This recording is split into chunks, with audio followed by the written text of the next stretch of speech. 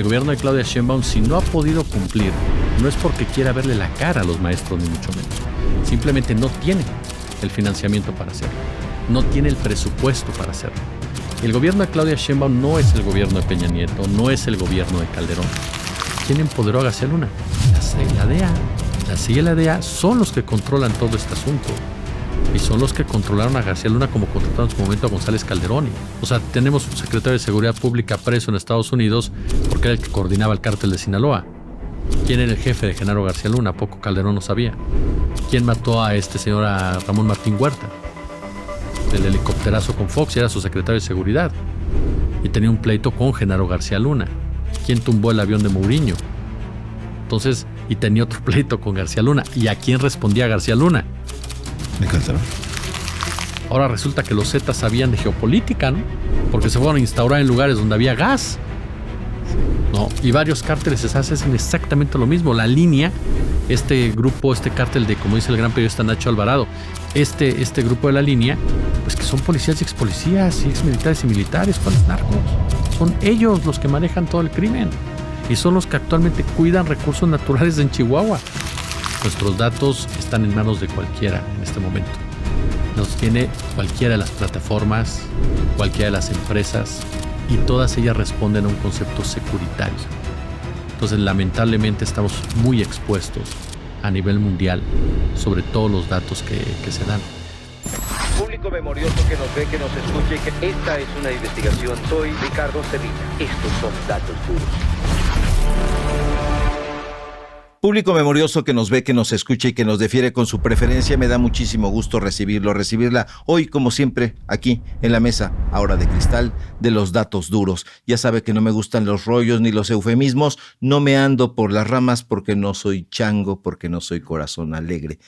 Y con este mal chiste, me da muchísimo gusto recibir justamente a alguien que conoce perfectamente sobre las cosas de los 80s, lo platicamos tras bambalinas. Jesús Escobar Tobar. ¿Cómo estás, mi querido Jesús? Bien, querido Ricardo. ¿Cómo no voy a conocer a Corazón Alegre del gran Remy? Si me hizo llorar todas las tardes esa caricatura. O sea, a mí ya generaciones enteras y no sé cuántos millones que hoy por hoy nos seguimos preguntando por qué veíamos esas cosas. ¿Por qué vimos la muerte de Corazón Alegre? Creo que es uno de los episodios que nos ha marcado a todos desde niños, la muerte de Corazón Alegre, querido. ¿Cómo estás? Estoy muy bien, muchas gracias, Jesús. Efectivamente, yo lo recuerdo. Y sí, la pregunta es pertinente. ¿Por qué veíamos esas telenovelas caricaturizadas? Porque la muerte de Corazón Alegre, además, muere prácticamente en el escenario, sí, enfermo, sí, sale, sí, da su último show. Y bueno, con este punto de partida, aprovechemos, Jesús, para hablar sobre varias cosas. La coyuntura ha estado muy álgida. No sé si especialmente interesante, porque la veo yo muy caótica. Veo temas muy relevantes en la agenda nacional, pero no veo una narrativa muy bien construida de parte de ningún actor político. Vemos la Ciudad de México, que es un caos, yo lo diría a título personal. Estamos prácticamente ya en vísperas del Mundial de Fútbol y vemos una ciudad que está detenida, incluso para llegar a diferentes lados, pues es difícil el traslado. Es un gran desafío para el gobierno de la Ciudad de México, pero por otro lado vemos los señalamientos a los gobernadores en Sinaloa, este gobernador Rubén Rocha Moya, ahora de licencia, estos señalamientos de Estados Unidos que podría tener vínculos con el crimen organizado, pero también vemos señalamientos a María Eugenia Campos, la panista gobernadora de Chihuahua. Vemos también esta manita de puerco que está haciendo la CENTE a la Federación. Por primera vez, yo no sé si tú tengas esa lectura, pero veo que se encuentra la narrativa del gobierno federal y la de los medios de comunicación corporativos. Los dos están en una misma sintonía frente a la CENTE. Me llama mucho la atención que Ciro Gómez Leiva le llama vándalos a estos personajes que no sabemos a ciencia cierta si son maestros o no, son profesores o no, pero también están tratando de amagar al gobierno federal y los diferentes simpatizantes de la transformación, segundo piso de la transformación, también los han llamado vándalos. En fin, varios temas, mi querido Jesús. Empecemos por este último. ¿Cuál es tu postura sobre la coordinadora? Mira, yo creo que en el caso de la CENTE, creo que las narrativas ahorita que planteas de estos temas van por caminos separados. ¿A qué me refiero? Las demandas de la CENTE son legítimas, no son demandas que hayan aparecido a partir de la Cuarta Transformación, la anteceden incluso. Es una lucha que se ha dado desde hace décadas, literalmente, y que le ha costado la vida a muchos integrantes de la coordinadora, muchos años de represión. Hay que recordar simplemente lo que pasó en Oaxaca, por ejemplo. Una de las represiones más brutales en contra de los maestros, lo que pasó en Nochixtlán también, por supuesto. En fin, la CENTE siempre ha estado en pie de lucha, sin importar qué partido político esté en el poder. No son partidistas. Realmente la coordinadora no es una lucha partidista, es una lucha sindical, una lucha por sus derechos. ¿Cuál es el tema que me parece a mí que se ha estado poniendo sobre la mesa y que complica los acuerdos en un momento dado? Lo que tiene que ver con la derogación de la ley, que tiene que ver con el ISSSTE, con las jubilaciones, con las pensiones, y que fue instaurada efectivamente por el gobierno de Felipe Calderón, Enrique Peña Nieto posteriormente con la famosa reforma educativa. Una medida que la doctora Claudia Sheinbaum durante su campaña prometió que iba a derogar. El propio Andrés Manuel López Obrador en su momento abordó con los titulares de la CENTE, los dirigentes de la CENTE, dicha posibilidad. Y ahora los maestros lo que quieren es, porque realmente son profes, son gente que está desde la sierra, que viene de Guerrero, de Chiapas, gente que está acostumbrada a luchar para sobrevivir en muchas ocasiones. Entonces, ellos traen esta idea de que se les tiene que cumplir. La gran pregunta es, ¿por qué no se ha cumplido? Y ahí me parece que también viene la gran diferencia con lo que había antes. El gobierno de Claudia Sheinbaum no es el gobierno de Peña Nieto, no es el gobierno de Calderón. El gobierno de Claudia Sheinbaum, si no ha podido cumplir, no es porque quiera verle la cara a los maestros, ni mucho menos. Simplemente no tiene el financiamiento para hacerlo. No tiene el presupuesto para hacerlo. Porque derogar ese detalle generaría, por supuesto, un gasto que actualmente el gobierno no tiene la posibilidad de cubrir. Y no dicho por mí, dicho por la propia presidenta en su momento. Entonces, ¿cómo encontramos una solución en ese marco? Yo creo que es ahí donde se entrampa en muchas oportunidades la discusión. O sea, ¿cómo lo encontramos? ¿Cómo satisfacemos una demanda que es legítima, que realmente sí golpea, impacta, y no solamente a los trabajadores de la CENTE, a todos los trabajadores de este país? Y le damos cumplimiento de ello de parte de un gobierno que es humanista, de un gobierno que entiende la lucha que está librando la CENTE. Tienes que encontrar caminos y me parece que es ahí donde ahorita está un poco golpeada la de negociación. Hace falta negociación política, hace falta muñeca política para poder llegar a un acuerdo con ambas partes que entiendan mutuamente la circunstancia.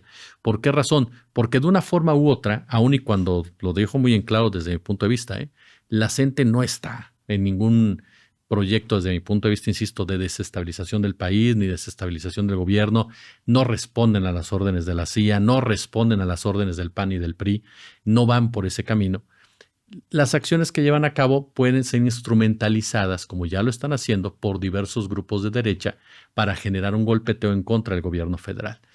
Esto es lo que tienen que encontrar un camino conjunto, gobierno y CENTE, para llegar a un acuerdo que beneficie a ambas partes y que pueda darle una salida. El gobierno federal ha ofrecido aumentos salariales que no se habían dado antes, ha ofrecido otro tipo de herramientas. Bueno, eso es lo que se tiene que negociar y eso es lo que se tiene que llegar a un acuerdo. Porque a final de cuentas, ambas partes, tanto el gobierno de Claudia Sheinbaum como la CENTE, han luchado toda su vida en contra de la derecha, en contra de la represión, en contra de la persecución, en contra del corporativismo en muchos sentidos. Es decir, son aliados en muchos aspectos que hoy se confrontan. ¿Por qué? Porque hay un interés mutuo, por supuesto, y hay una incapacidad de cumplir lo que se prometió. ¿Qué tienes que hacer para ello también? Que esto tiene que venir después, y nos decía la maestra Gabriela Arévalo, es una reforma fiscal, una reforma hacendaria que tarde que temprano te permita a ti como gobierno tener mayores recursos para poder cumplir con todo esto. Sobre la forma en cómo se manifiesta la gente, toda la vida lo ha hecho así, o sea, no es de ahora. La gente, tú lo recordarás muy bien, la gente siempre se ha manifestado de esa forma, siempre ha sido así. ¿Por qué? Porque es la forma como muchas veces ha aprendido a hacerlo, porque es la manera como ellos llevan a cabo este tipo de actos. ¿Podemos estar de acuerdo o no? Eso ya es otro punto de vista. Pero esa forma de manifestarse no nace con una rivalidad o enfrentamiento con la 4T. Nace desde años antes. Es parte de su manera, su estrategia. Y mucho tiene que ver, desde mi punto de vista, la lucha de origen que tienen y las formas en que han sido maltratados muchas veces. En cuestión mediática, yo sí creo que hay medios que incluso están azuzando la represión y el enfrentamiento, no porque estén preocupados por la ciudadanía, no porque estén preocupados porque se llegue a un acuerdo, sino porque lo que quieren es que el gobierno federal dé un mal paso para poder entonces sí hablar de una dictadura, para poder hablar entonces sí de un gobierno que reprime, para poder hablar entonces sí de un gobierno que se traiciona a sí mismo. Lo vimos ahora con este lamentable suceso de la famosa bala de goma, que es algo que no se puede repetir, y la postura del gobierno federal, que ha sido siempre en contra de la represión. Por eso también cuando dicen están reprimiendo como Peña, no están reprimiendo como Peña. No hay ese nivel de represión, ni mucho menos. Hubo un incidente que en definitiva es muy cuestionable, es inaceptable por donde se le vea, pero no es al mismo nivel que Peña Nieto, ni mucho menos. Entonces sí me parece que esos son los puntos en donde yo creo que está esa discusión, una discusión que parte mucho de ese punto en el que tienen que acordar, tienen que llegar a un punto medio, digámoslo de esa forma, para poderle dar salida a algo que por el momento no hay forma de cumplir porque no hay dinero para eso. ¿Por qué, si tú reconoces y subrayas que ellos en varios aspectos son coincidentes, que podrían ser incluso aliados, por qué han sido aliados, han sido aliados, efectivamente, pero ¿por qué hay esa incapacidad, o por lo menos así lo percibo yo, de reunirse, de sentarse a la mesa? Se han levantado los representantes de la CENTE y quieren dialogar directamente con la presidenta. La presidenta ha dejado en claro que no va por ahí, o por lo menos no ha consentido sentarse directamente con ellos, pero se han levantado de la mesa y dicen: no, nosotros queremos hablar con Claudia Sheinbaum. ¿Por qué, si han sido aliados, Jesús, no han podido sentarse a la mesa a resolver esto que tanto caos, que tanto desazón le ha dejado a la ciudadanía? Mira, yo creo que es precisamente porque se radicalizan de repente las posturas, ¿no? Con o sin razón. O sea, de repente dices, bueno, tú me prometiste, cúmpleme. Sí te prometí, pero no tengo que cumplirte. En este punto de la reunión con la presidenta Sheinbaum, yo creo que sería interesante, ella tendrá sus razones por qué no se quiere sentar a la mesa o por qué considera que no es pertinente sentarse en la mesa. Es algo que ella es una persona que es sumamente inteligente, esa es la verdad de las cosas, y por lo tanto me parece que por alguna razón considerará que no es lo mejor. En lo personal, yo creo que parte de la política no estaría mal que se sentara con ellos, desde mi punto de vista. Eso ayudaría a distender la situación como tal. En la mesa está un personaje que se llama Mario Delgado, que no es un negociador muy factible para la gente. Hay que recordar que Mario Delgado fue de los que respaldó la reforma educativa de Peña Nieto, que se le fue en contra de la gente, que estigmatizó a la gente. Entonces yo creo que la presencia de Delgado no abona mucho en esta discusión, no abona mucho en esta negociación. Y creo que ahí ojalá Rosicela Rodríguez, que a mí me parece una muy buena política, vaya influyendo cada día más en estas discusiones, vaya influyendo cada día más, lo mismo que Martí Batres, que también es un hombre que tiene buena muñeca en ese aspecto, y ojalá se incorporara Hacienda también, como bien decía la maestra Arévalo. Importante que se incorpore Hacienda, porque Hacienda es la que tiene los números, Hacienda es la que puede decir, bueno, no se puede esto por esto, 2 más 2, 4, no se puede más, ¿no? Yo creo que ese es el punto, que están ahorita en dos posiciones radicalizadas que con política se tienen que acercar, porque a final de cuentas Yo sí creo que ambas partes están buscando el bienestar precisamente de los profesores y el bienestar de todo el sector educativo. Y esos son los puntos en donde tienen que encontrarse y recordar que no son enemigos en realidad. La enemiga es la derecha, la enemiga es la ultraderecha. La enemiga es el intervencionismo que estamos viendo desatado en contra de nuestro país. Esos son los enemigos en realidad. Los enemigos son los que desde los medios de comunicación satanizan, estigmatizan, criminalizan, como lo han hecho desde hace muchísimos años, buscando las reacciones que te comentaba hace un momento. Esos son los enemigos. Pero el gobierno federal y la CENTE no son ni deben de ser enemigos. Son parte de una misma lucha en contra de intereses que durante años han afectado y perseguido tanto a los que ahora están en el gobierno como también a los que integran la CENTE. Entonces es muy importante valorar mutuamente, o sea, que ha dado el gobierno, que a pesar de que tal vez no puede cumplir un punto, pero ha dado algo, ha aportado, ha ofrecido, que tanto la CENTE puede aceptar eso, que tanto requiere que haya más cosas para que se pueda cumplimentar lo que no se puede cumplir por la falta de presupuesto. Me parece que son los puntos claves en esta negociación, ¿no? ¿Qué elementos tendría que tener la ciudadanía para estar bien informada y no morder el cebo de estos medios de comunicación que, como tú bien apuntas, busca satanizar tanto al gobierno federal como a los integrantes de la CENTE? ¿Qué elementos tiene que tener la gente para no dejarse sorprender por este amarillismo?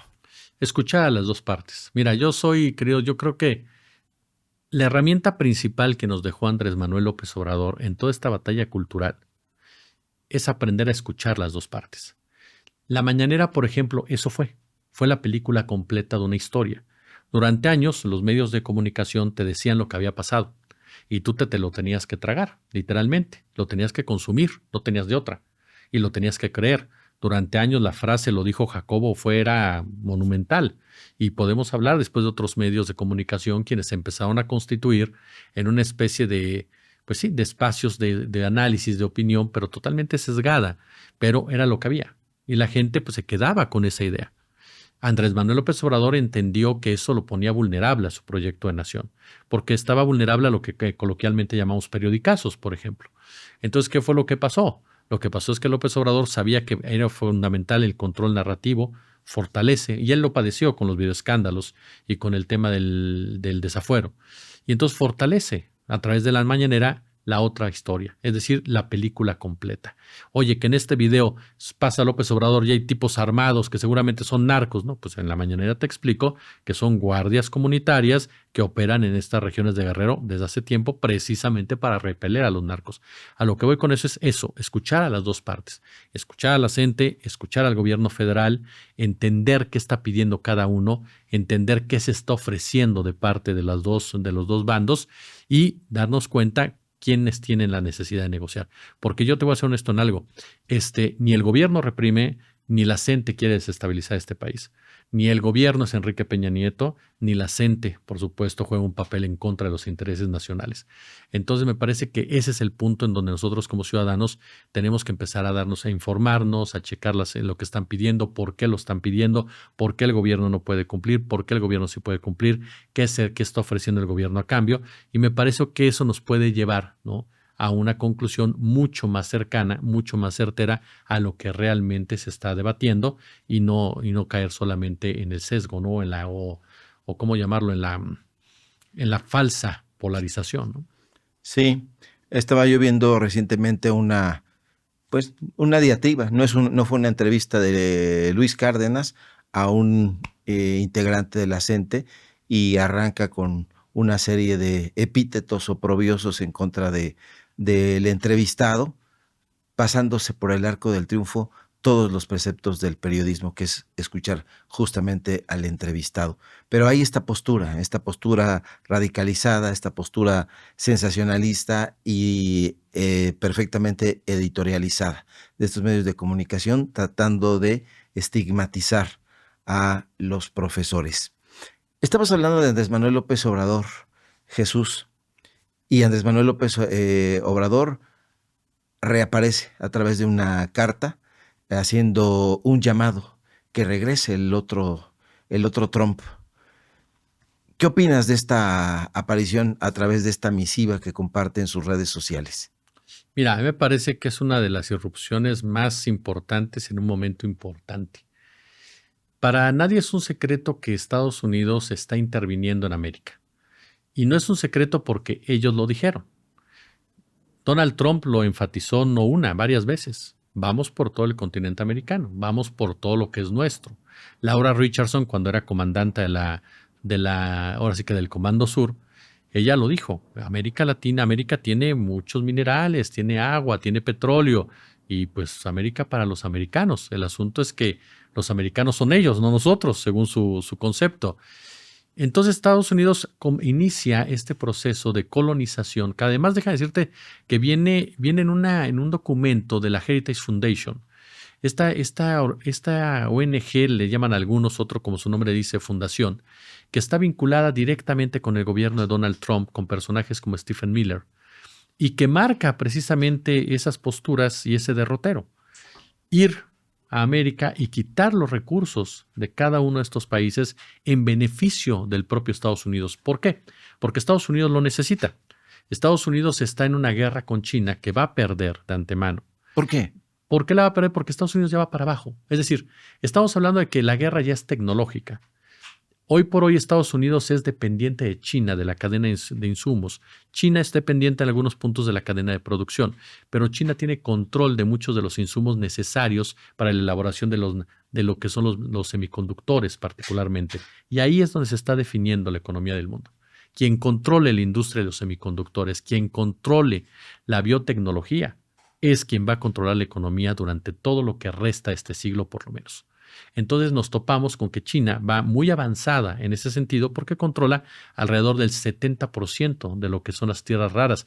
No quiere decir que no haya más tierras raras en el mundo, las hay. En México hay muchas tierras raras.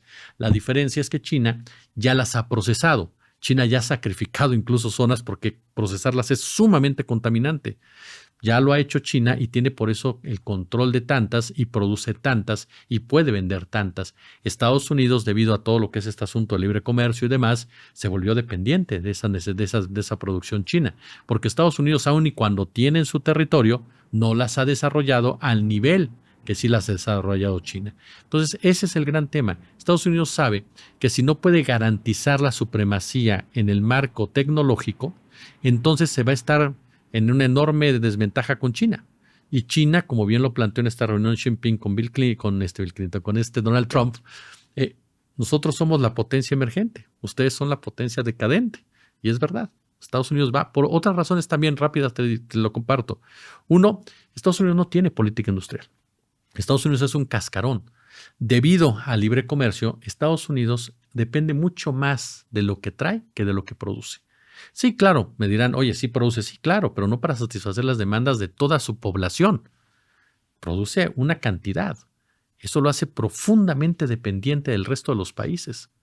Dos, el dólar ha ido perdiendo fuerza como la moneda dominante. Sigue siéndolo, sí, pero ha ido perdiendo fuerza. Cada día hay más actividades en áreas sensibles como el petróleo que se realizan en yuanes, sobre todo en lo que es China, Rusia, Irán, la nueva ruta de la seda, todo ello.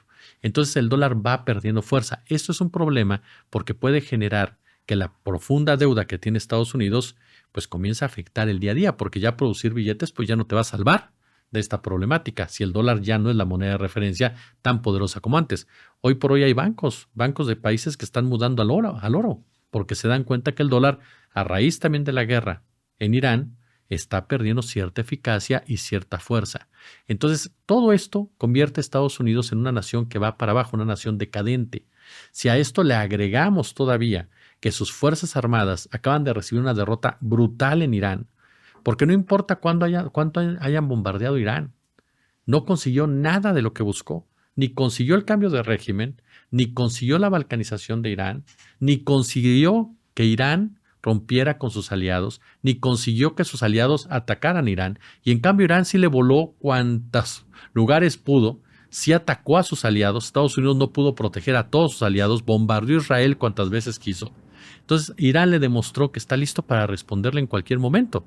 Las Fuerzas Armadas de Estados Unidos tuvieron una fuerte derrota, que hoy siguen ahí entrampados, porque le conviene por el momento a cierto corporativismo estar entrampado, pero tarde que temprano van a tratar de salirse de esa guerra que los metió Israel y que a ellos no les está conviniendo ya económicamente. Entonces, todo este rollo me lleva al punto central de América y de lo que mencionábamos de López Obrador. Estados Unidos, ¿qué le queda? Pues le queda América. La única zona del mundo, porque todavía Europa tiene armas, pero América no. ¿Quién del continente americano puede toparse con Estados Unidos? Nadie. Nadie tenemos la fuerza militar para hacerlo. ¿Por qué? Porque ellos garantizaron que nadie la tuviera. Es muy chistoso. El ejército mexicano, la Marina mexicana, tiene una preparación altísima. No le piden nada a los SEALs ni a ninguno de estos grupos especiales de Estados Unidos, pero no tienen las armas que tienen ellos. Entonces eso los pone en una por completa desventaja.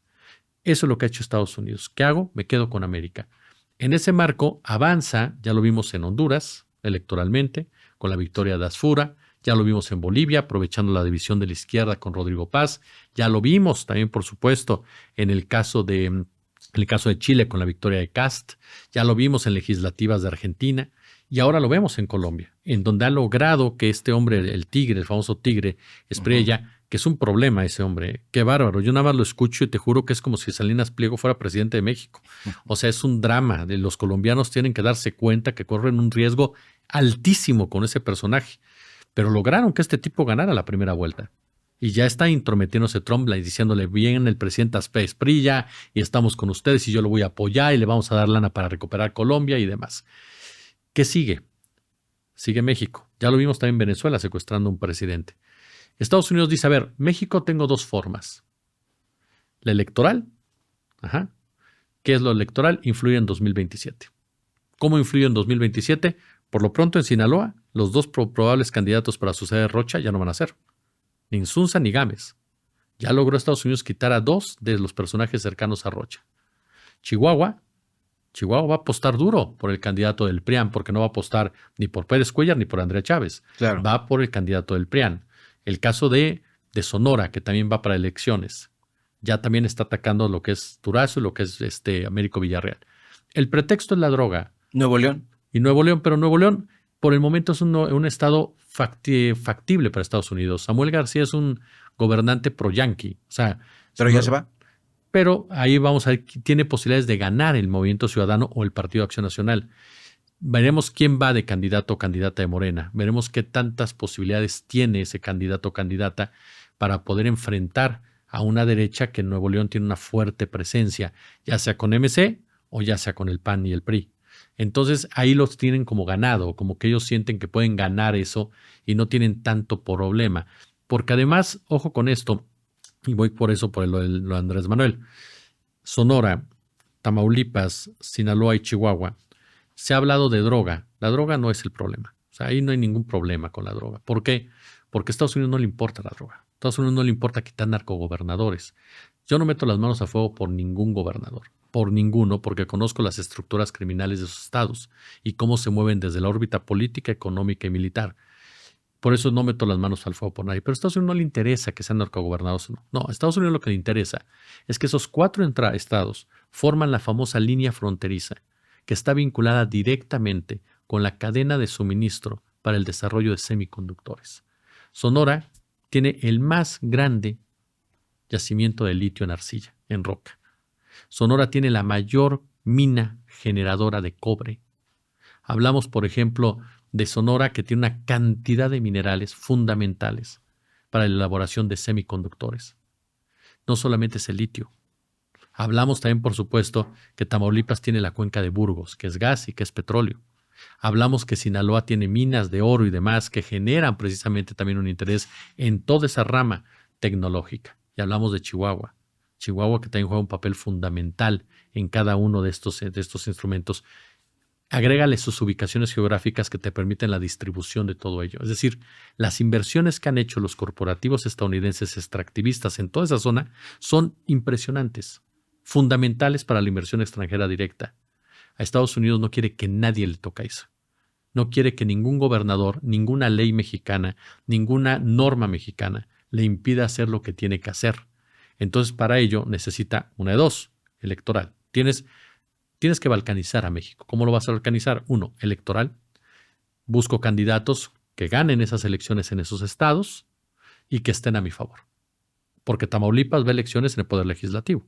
Sí. Pues controlando el Poder Legislativo de Tamaulipas, también puedes cambiar muchas cosas. ¿Qué haces? Buscas el control electoral en las elecciones de 2027. Políticamente, por supuesto, es parte de tus acciones. Y securitariamente, porque llevas a cabo cualquier tipo de violencia para generar y enardecer todo ese territorio, hablando de supuestas disputas de cárteles, cuando lo que estamos viendo realmente son acciones por parte del corporativismo para generar desplazamientos, para generar pérdida de territorio y control de los mismos para poder extraer esos minerales y ese tipo de productos. Eso es lo que estamos viendo ahorita, un intervencionismo real de Estados Unidos. Pero si Estados Unidos dice, se me complica en 2027, no avanza y la doctora Sheinbaum no cede, ¿qué le queda a Estados Unidos? Lo que hizo con Maduro, secuestrar presidentes. ¿Qué dice ellos? ¿Sabes qué? Yo no puedo secuestrar a Sheinbaum. Uno, tiene un enorme potencial, un enorme apoyo popular, enorme. No es Maduro. Si Sheinbaum cae, este país se incendia. ¿Por qué? Porque la gente va a salir a la calle.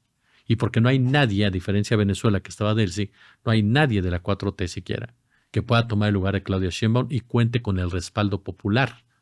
Eso, ¿Sí crees que estén pensando eso en Estados Unidos? Sí lo valoran, o sea, ellos sí lo están valorando. Gente como Stephen Miller, claro que lo valora. Para Miller, por ejemplo, había que atacar a México en lugar de Venezuela, para quedarse con el petróleo mexicano en lugar del venezolano. O sea, y Miller es uno de los principales asesores de Donald Trump en materia securitaria. E incluso es uno de los hombres a los que se refiere López Obrador en su carta. Porque esos son los asesores a los que habla López Obrador.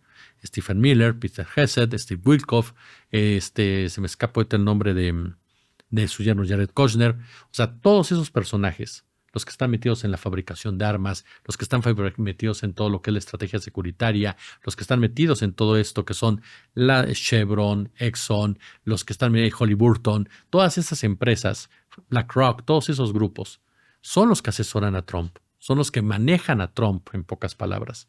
Y esa carta de López Obrador lanza esa alerta. La aparición de López Obrador para mí tiene 3 puntos claves. Uno, la población. Es decirle a la gente, estamos en riesgo. Verdaderamente estamos en riesgo y es necesario que lo tomen en cuenta, que hagan conciencia de esto, que está en riesgo la soberanía de este país, que estamos en riesgo de perder el control de nuestra vida electoral y de las decisiones que tomamos como ciudadanos, porque si te quitan la decisión por voto, ¿qué te dejan? La segunda tiene que ver Palacio Nacional. Estoy con Claudia Sheinbaum, estoy con la presidenta y la presidenta lo sabe. Voy con ella en este trayecto y que nadie se confunda. No hay división entre los obradoristas. Y el tercero es Estados Unidos. El mensaje de Estados Unidos es muy claro. ¿Por qué? Porque López Obrador puede salir a la calle. Si López Obrador sale a la calle, millones van a salir a la calle con él. A Estados Unidos no le conviene una desestabilización de su principal socio comercial bajo esas condiciones. Imagínate a López Obrador marchando hacia Tamaulipas, hacia Sonora, hacia Sinaloa, hacia Chihuahua. O sea, le volteas todo el escenario de los Estados Unidos. Y ellos lo tienen que tomar muy en cuenta, porque son repercusiones en sus nodos principales de producción, distribución y todo ello. Entonces, a mí sí me parece que es una carta que busca frenar un intervencionismo estadounidense y lanzar mensajes muy claros respecto a que sabe lo que está pasando y que está dispuesto a dar la batalla en un momento dado, ¿no? Algunos analistas y algunos comentócratas, unos de ellos con más consistencia y otros profundamente débiles, han analizado y han opinado. Y dicen que esta carta debilita a la presidenta Sheinbaum. Tú dices, y dice la carta, no, bueno, no hay una división, hay un respaldo, pero ellos ven lo contrario. Ellos dicen, esto es un síntoma de que Claudia Sheinbaum no está saliendo adelante y tiene que salir el expresidente López Obrador y darle su respaldo. ¿Tú crees que la carta esté beneficiando esta postura, que yo la veo firme, de la presidenta, pero crees que sí la esté beneficiando, o como algunos no tantos, pero sí algunos están diciendo que debilita la administración de la presidenta Sheinbaum? Perdón que te responda con una pregunta. ¿De verdad crees que esa carta salió sin que la presidenta Sheinbaum supiera? Por supuesto que no. O sea, López Obrador no agarró, escribió una carta y la subió por Twitter o X, para no parecer tan viejo. Entonces, lo que tú dices, Jesús, a ver, esto me parece muy interesante, todo lo que dices, pero entonces, ¿hay una comunicación? Claro. A ver, Claudia Sheinbaum y López Obrador no están peleados. Nunca lo han estado. Claro. Son parte de un mismo proyecto y los dos lo tienen perfectamente claro. Son parte de lo mismo. Pueden ser diferentes en su manera de ejecutar la gobernanza, pero al final van por el mismo camino. O sea, López Obrador y Sheinbaum no son rivales, son equipo. La verdad es que yo no creo para nada que López Obrador haya dicho, ay, ahorita me voy a aventar mi carta, la voy a subir sin avisarle a nadie. No, hombre, eso lo supo la doctora Sheinbaum. Y eso se lo dijo López Obrador. Y me atrevería a decir que hasta lo autorizó la doctora Claudia Sheinbaum. Porque López Obrador, si algo es sumamente respetuoso de la institucionalidad de la presidencia de la República. Eso no lo hizo López Obrador por libre albedrío. La doctora Sheinbaum sabía que López Obrador iba a pasar. Y es normal, y eso es obvio y lógico. ¿Por qué razón? Porque quien está al frente del movimiento en este momento es la doctora Claudia Sheinbaum. Y quien tiene el control del país es la doctora Claudia Sheinbaum. Hoy, en la mañanera, la doctora Claudia Sheinbaum lo dice, yo le agradezco a López Obrador. Le agradezco ese respaldo. ¿Por qué? Porque sabe que es un respaldo muy importante al interior del morenismo, al interior del obradorismo, sobre todo para la militancia que pudiera sentirse rebasada, que pudiera sentirse afectada, que pudiera sentirse como que Estados Unidos nos está avasallando y no se está haciendo nada. A esa militancia, porque sí me ha tocado escuchar gente que dice es que no están reaccionando, es que se están viendo muy cortos, es que se están viendo muy tibios, que yo difiero, respeto las opiniones, pero difiero de ese concepto. No, son formas diferentes de ejercer el poder. Y ese mensaje de López Obrador es para decirle a esa militancia, yo estoy con Sheinbaum. O sea, nosotros estamos con Sheinbaum. No se distraiga nadie, ni se confunda nadie. Aquí no hay ningún tipo de división, ni yo voy para allá, ni ella va para acá, ni mucho menos. Entonces, yo te digo, para mí, yo estoy seguro que la doctora Sheinbaum sabía que esa carta se iba a presentar perfectamente. Ahora, mucha gente dice, López Obrador de esa forma le debilita. Claro que no. Yo no lo veo ninguna forma de debilidad. Fortalece un movimiento, respalda a una presidenta que está en funciones, no la llega a rescatar, no la llega a minimizar, no la llega a evidenciar. Simple y llanamente López Obrador expresa un punto de vista muy personal, como lo dejó en claro la doctora Claudia Sheinbaum, y un punto de vista que tiene ese tipo de reacciones políticas en la sociedad y sociales, por supuesto, en la política. No, pero la doctora Sheinbaum no es jamás, yo no le veo ningún matiz de agresión a la doctora de parte de López Obrador, ni mucho menos. Y sí le veo, te soy honesto, una estrategia para tratar de separarlos. Este señor secretario de Seguridad de Estados Unidos, de apellido Mullin, fue ante el Congreso de su país y dijo dos cosas que para mí son claves en la discusión. Y hay que tener cuidado con ambas. Él dijo, los mexicanos creen en su soberanía y hay que respetarlos. Eso uno pensaría es sumamente positivo y es un paso adelante cuando un personaje de esta naturaleza, que es de MAGA, que es radical, comienza a entender el discurso del gobierno mexicano. Dirías, bueno, por lo menos tienes un aliado en el gobierno de Trump que les puede decir a los demás, oye, hay que respetar la soberanía de los mexicanos. Pero después o antes lo adereza de una manera muy particular cuando dice, esta administración sí está cooperando, no como la anterior. Y eso lo replican en México. Lo replican desde el punto de vista de que deja gobernar a Sheinbaum. No te metas con Sheinbaum. Afectas a la presidenta. Esta carta va a generar un problema con Estados Unidos, como si no los hubiera. Esta carta va a tensar el ambiente con Estados Unidos, como dando a entender que está pasando por encima de la doctora Claudia Sheinbaum y que está actuando de una manera traicionera Andrés Manuel López Obrador. Y no es así. La realidad es que es una estrategia de la derecha, y del fascismo para tratar de dividir un movimiento. ¿Por qué? Si tú fracturas la 4T, pierdes lo que decíamos hace un momento. Una de las grandes fortalezas que tiene la doctora Claudia Sheinbaum es el apoyo social, es la aceptación popular, es el reconocimiento a su gobierno. Si tú fracturas ese movimiento, si tú fracturas a la 4T, si tú la debilitas, abres la puerta a que Estados Unidos pueda presionar con mayor fuerza y puede intervenir con mayor dureza, porque ya no vas a tener un gobierno sólido. ¿Qué pasó en Bolivia? El pleito entre Evo Morales y Lucho Arce, ¿dónde dejó las elecciones en Bolivia? Una izquierda completamente fragmentada que ahora tiene que salir a la calle a pelearse directamente, a luchar por sus recursos, porque sus líderes en un momento no se pusieron de acuerdo. Y Estados Unidos supo meter cizaña muy bien en Bolivia. Entonces ahora lo trata de hacer en México. La diferencia que ni López Obrador ni Sheinbaum son Evo Morales ni son Arce. Tienen una visión muy diferente de lo que es el poder, muy, muy diferente a lo que estos personajes tienen. Y son muy similares en ver el poder. Ambos entienden el poder como para servir al pueblo. Lo ven como una forma de llegar a ciertas metas y ciertas transformaciones y no para el beneficio personal. Por lo tanto, cuando intentan debilitarlos de esa forma, pues se topan con pared. Que eso también se vuelve riesgoso, porque Estados Unidos puede llegar un momento en el que diga, bueno, si no va a funcionar esto, tengo que ir por alguno de los dos para tratar de debilitarlos. Y si tú te pones a pensar, Rocha, Américo Villarreal, Durazo, son gente de la administración de López Obrador. Sí. Entonces, yo no dudo que Estados Unidos le esté preparando algo a López Obrador, no lo dudo. Que es falso, es falso. Estoy Marina seguro. del Pilar, que también Se ha hablado de Marina del Pilar. Yo sinceramente te lo digo, yo no dudo que le preparen algo a López Obrador. Sí, no lo dudo. Que es falso, es falso. Y lo van a acusar de lo que lo han acusado desde hace años, narcocandidato, narcopresidente. Porque las drogas es lo único que ellos tienen para instrumentalizar la injerencia. De ahí a que sea real es muy distinto. El punto es que saben las consecuencias también de ir en contra de un personaje de esta naturaleza, que lo pueden utilizar para tratar de doblegar a la presidenta Claudia Sheinbaum.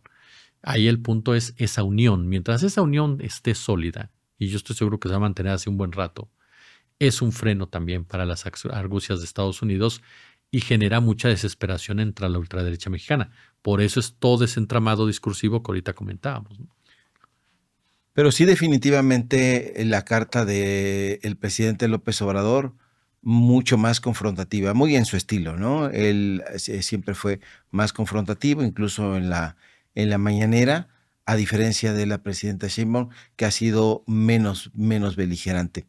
Ahora, Jesús, esta carta llega también en un momento muy interesante, en un momento en donde, si bien es cierto que hay el tema latente de este posible injerencismo, lo han querido desde hace mucho tiempo, desde hace muchos años, en episodios distintos en la historia de nuestro país, hoy pareciera mucho más latente y mucho más visible. Yo te quiero preguntar sobre la injerencia. Dices que López Obrador y Claudia Sheinbaum encabezan un movimiento, se han puesto de acuerdo, no se dejan intimidar ni se dejan imponer por Estados Unidos, que pretende tener ese injerencismo en nuestro país, pero hay gobernantes que sí lo han aceptado, como es el caso de la gobernadora panista María Eugenia Campos.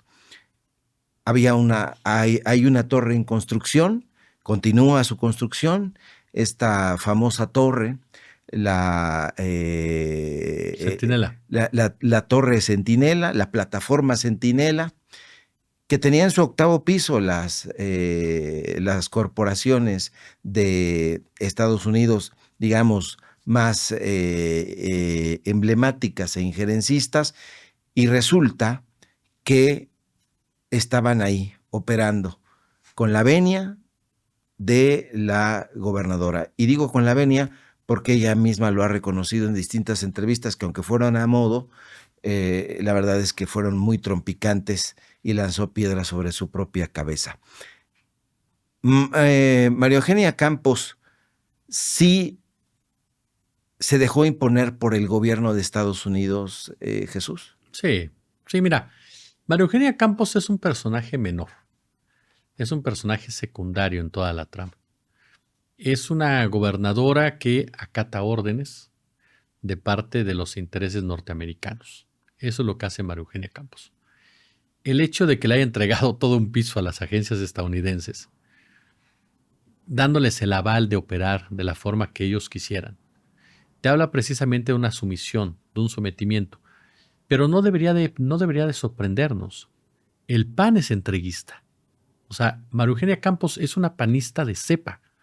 Los panistas, toda su historia han sido entreguistas. Nacieron para contrarrestar un acto nacionalista, como fue la expropiación petrolera. Y toda su vida se han manifestado en contra de cualquier proyecto nacionalista. Incluso con la llegada del neoliberalismo, ellos fueron los más contentos, ellos fueron los más realizados, Porque, como bien lo dijo un día Diego Fernández Ceballos, ¿por qué íbamos a vetar las reformas de Salinas si era nuestro proyecto de nación? Ellos mismos han aceptado que las privatizaciones, que el libre comercio, que todo lo que le dio en la torre a la política industrial de este país y a los pobres de este país, ellos lo respaldan. Son un partido que está acostumbrado a entregar el territorio. Vicente Fox Quesada, el famoso Come si te vas, contra Fidel Castro. Sí. Una muestra palpable del sometimiento a la figura de este Walker Bush, presidente de los Estados Unidos. Jorge Castañeda, este pomposo personaje, sirviéndole el agua a Colin Powell para que el señor no se le fuera a caer las manos. O sea, y con una postura, ¿qué fue lo que dijo Castañeda? Hay que ver al norte y hay que dejar de ver al sur. O sea, siempre pensando de una forma entreguista. Felipe Calderón les cumplió todos los caprichos con la guerra contra el narcotráfico. Una guerra extractivista que criminalizó y estigmatizó a la población mexicana. Y él les entregó, sin duda alguna, el territorio a estas agencias, que son las que operaron libremente, y a esos intereses que ya mencionábamos, sobre todo, fíjate qué vaciado. Hay una frase del maestro, el doctor Alfredo Jalife, que me encanta citar, porque tiene toda la razón. Ahora resulta que los Zetas sabían de geopolítica, ¿no? Porque se fueron a instaurar en lugares donde había gas. Sí. ¿No? Y varios cárteles hacen exactamente lo mismo. La línea, este cártel de, como dice el gran periodista Nacho Alvarado, este grupo de la línea, pues que son policías y expolicías y exmilitares y militares. ¿Cuáles narcos? Son ellos los que manejan todo el crimen. Y son los que actualmente cuidan recursos naturales en Chihuahua, de estas corporaciones. O sea que dirías tú, ahorita que estás atando este argumento, que entonces Ociel Cárdenas no sería realmente el fundador de los Zetas, o sea, sería un personaje también secundario, un títere de intereses más grandes. Ociel Cárdenas, como el Chapo, como el Mayo, como el Mencho, como el narco que tú me digas, yo los defino como líderes operativos, es decir, los ejecutores de órdenes que les dan de arriba. O sea, lo que les ordenan políticos, empresarios y militares, ellos van y los hacen. Y entonces la historia está, o la diferencia de opinión está, en que hay quienes aseguran que los capos son más grandes que el Estado y hay quienes pensamos que no son así, que realmente son parte de una estructura criminal, parte de una realidad violenta de este país, pero que en la jerarquización hay cabezas arriba de cada uno de ellos. Los Zetas en realidad se fundan en el ejército mexicano. Y todo el tiempo fueron parte del ejército mexicano. Nunca fueron desconocidos. O sea, ¿no eran desertores como los presentaban? Nunca fueron desertores como tal. Y ese es un punto que el periodista Juan Saidillo lo ha puesto muchas veces sobre la mesa. Se presentaban como integrantes del ejército mexicano y nunca fueron desestimados de esa forma. Entonces, a lo mejor públicamente por ahí decían los medios son desertores, pero en la práctica los Zetas no eran tratados como desertores. Fíjate, Jesús, que tratando de abonar a este argumento que presentas, en algún momento platiqué con un coronel del ejército. Y entonces me decía que cuando iban a pasar los cargamentos, recibían instrucciones directamente de células del ejército para que despejaran esa área y pasaran directamente. Sí. Entonces esto checa con lo que tú dices. Habría pues personajes del ejército. Pero entonces, ¿estaban en activo, Jesús? Pues lo que pasa es que en activo, mira, ¿qué llamamos activo? O sea, que sean parte de, yo creo que siempre fueron parte de. O sea, siempre, ¿por qué? El caso del crimen organizado tiene su lado legal y su lado legal. Ilegal y legal. Los cárteles de la droga son el brazo ejecutor de la ilegalidad del mismo engranaje capitalista. Es decir, los cárteles de la droga hacen el trabajo sucio que los intereses del Estado no pueden hacer. Los cárteles de la droga son esos narcoparamilitares, y lo vemos ahorita en Guerrero, los ardillos que son narcoparamilitares que atentan contra la población civil, campesina, indígena, comunitaria del CIPO-GZ. ¿Por qué? Porque quieren esas tierras, quieren esos territorios. Y es un grupo que está protegido por el PRD. ¿Quién es el líder del PRD en Guerrero? El hermano del líder de los ardillos.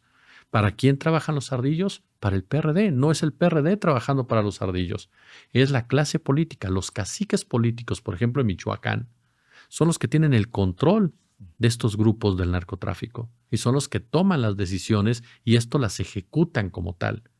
Esto no quiere decir que los capos no sean violentos, esto no quiere decir que los capos no controlen territorios, pero responden a órdenes que vienen de más arriba. ¿Quiénes serán más arriba, Jesús? Pues empresarios, políticos, militares, o sea... ¿Se sabe quiénes? Pues siempre se ha hablado de diferentes grupos, se habla de grupos como tal y tienes que rascarle. Por ejemplo, ¿cómo olvidar en Michoacán cuando la propia Tuta dijo que la hermana de Felipe Calderón le pedía dinero para las campañas? Cierto. O sea, tenemos un secretario de Seguridad Pública preso en Estados Unidos porque era el que coordinaba el cártel de Sinaloa. ¿Quién era el jefe de Genaro García Luna? Poco Calderón no sabía. ¿Quién mató a este señor, a Ramón Martín Huerta? El helicópterazo con Fox, y era su secretario de Seguridad. Y tenía un pleito con Genaro García Luna. ¿Quién tumbó el avión de Mourinho? Entonces, y tenía otro pleito con García Luna. ¿Y a quién respondía García Luna? ¿De Calderón? ¿Y a quién respondía? No, y aparte te lo digo así, no solamente en el caso de Calderón y Fox, sino ¿quién empoderó a García Luna? La DEA y la CIA. La CIA y la DEA son los que controlan todo este asunto. Y son los que controlaron a García Luna como contrataron en su momento a González Calderoni. Entonces estamos hablando de que esos personajes que en México generan tanto dolor y tanta violencia se mueven porque hay otro tipo de intereses por arriba de ellos que les ordenan que hagan ese tipo de cosas. En el caso de Chihuahua, la línea es un ejemplo palpable de ellos. La línea nunca fue el brazo armado de Amado Carrillo. Ellos operaban por su parte. Amado Carrillo era el parapeto ahí que estaba metido como personaje de telenovela, que ahora hasta le han hecho series y demás. Sí. No quiere decir que no haya sido un capo, no quiere decir que no haya sido un delincuente, pero la línea operaba con otro tipo de intereses. En el caso, retomando el caso de los Zetas, hay que ver todo lo que pasó en esta franja entre Texas y Tamaulipas, con el gas esquisto. Hay que ver qué fue cómo del otro lado de Texas hubo un desarrollo brutal por la fragmentación que hubo para sacarlo. Y en el caso del lado mexicano, un desplazamiento constante, una violencia constante por parte de los Zetas en contra de la población. Ese desplazamiento, ese sacrificio de territorio, permitió precisamente que se pudieran llevar a cabo más trabajos para explotar ese gas del lado mexicano para beneficio de Texas. Entonces, ¿quién controlaba el negocio? ¿Los Zetas que desplazaron a alguien o los que estaban explotando toda esa zona de gas?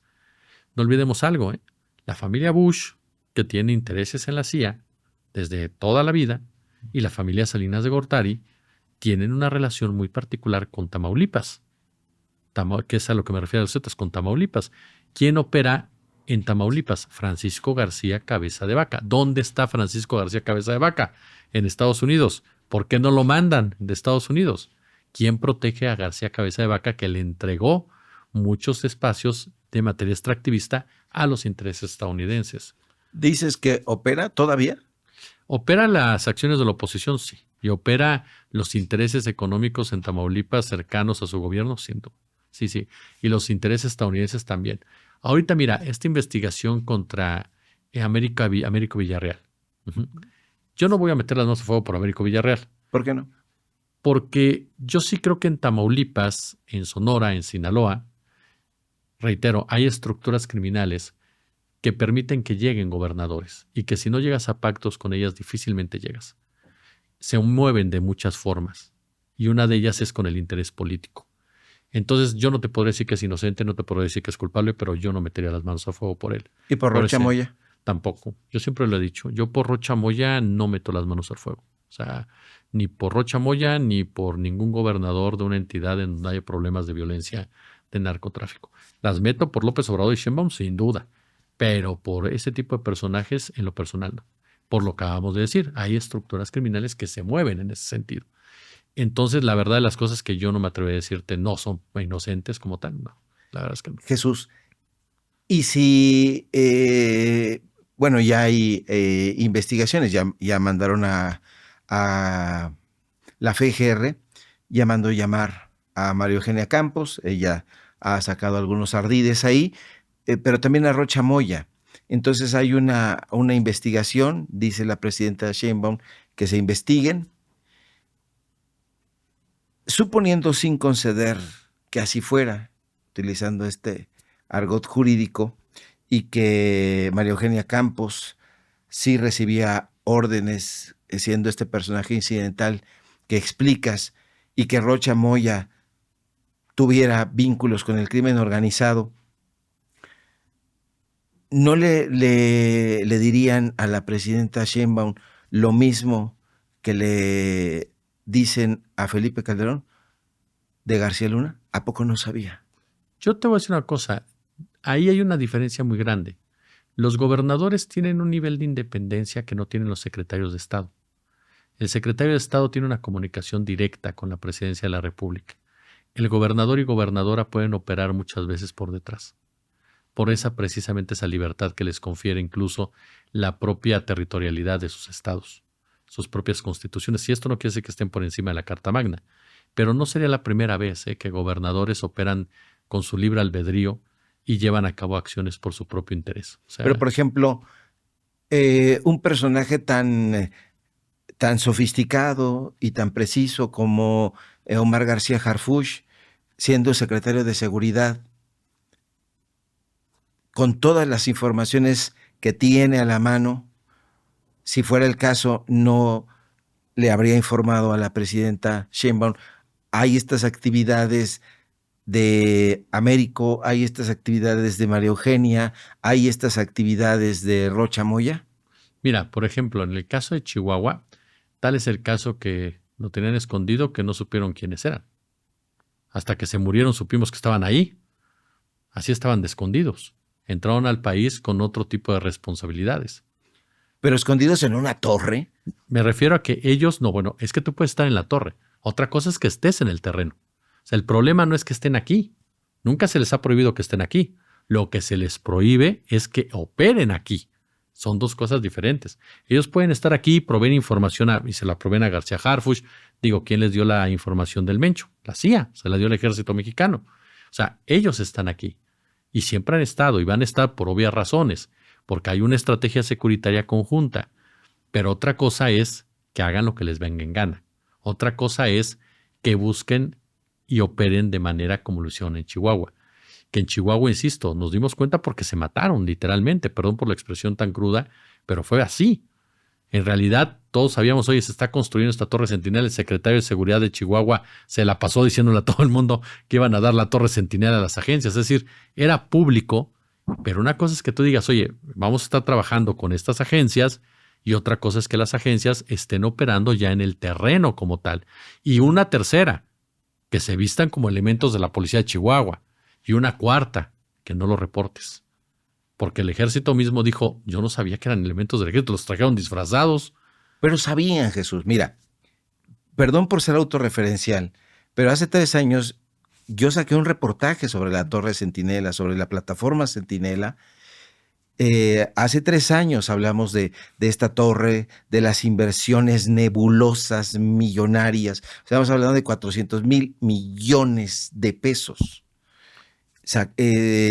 Sacamos los contratos, los dimos a conocer, le habíamos estado siguiendo la huella a María Eugenia Campos desde que era presidenta municipal de Chihuahua, y va llevando esa misma línea.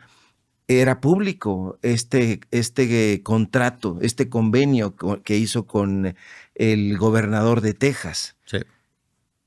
Y si lo sabíamos un puñado de periodistas, ¿cómo no lo sabían en los niveles más altos de seguridad? Pero es que vuelve a lo mismo.